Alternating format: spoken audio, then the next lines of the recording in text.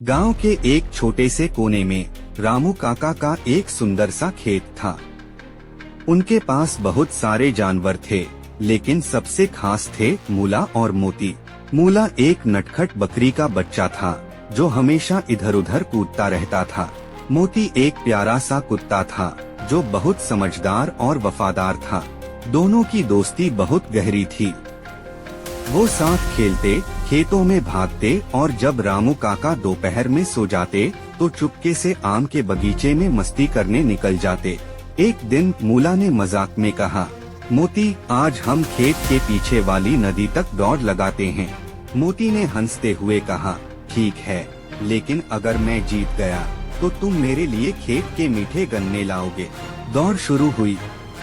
मूला तेज था, लेकिन मोती चालाक।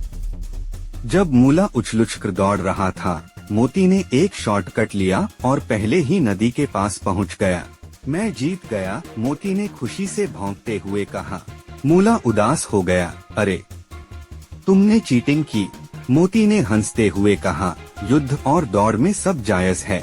मूला मुस्कुराया और कहा, अच्छा, फिर अगली बार मैं भी चालाकी से दौड़ लगाऊंगा। अगले दिन जब रामू काका खेत में काम कर रहे थे, तभी दो चोर खेत के अंदर घुस आए। वे चुपचाप खलिहान में गए और अनाज की बोरियां उठाने लगे। मूला और मोती ने यह देख लिया। मूला बोला, हमें कुछ करना होगा। मोती ने तुरंत एक योजना बनाई। वह तेजी से दौड़कर चोरों के सामने गया और जोर जोर से भौंकने लगा।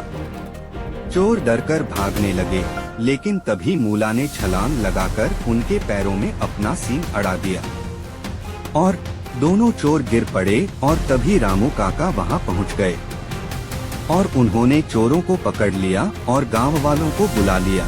रामू काका ने मूला और मोती को गले लगाकर कहा, आज तुम दोनों ने मेरी मेहनत बचा ली। तुम सबसे अच्छे दोस्त ही नहीं, सबसे अच्छे रक्षक भी हो। उस दिन के बाद गांव में सब मूला और मोती की बहादुरी की बातें करने लगे, लेकिन इन दोनों को किसी की परवाह नहीं थी। वे अब भी वैसे ही मस्ती करते, खेलते और नटखट शरारतें करते रहते। लेकिन अब मूला समझ गया था कि दोस्ती सिर्फ मस्ती करने के लिए नहीं होती, बल्कि एक दूसरे की मदद करने के लिए भी होती है। इस कहानी से हमें सीख मिलती है कि सच्चे दोस्त वही होते हैं जो न सिर्फ खुशियों में साथ दें, बल्कि मुश्किल वक्त में भी एक दूसरे का साथ निभाएं।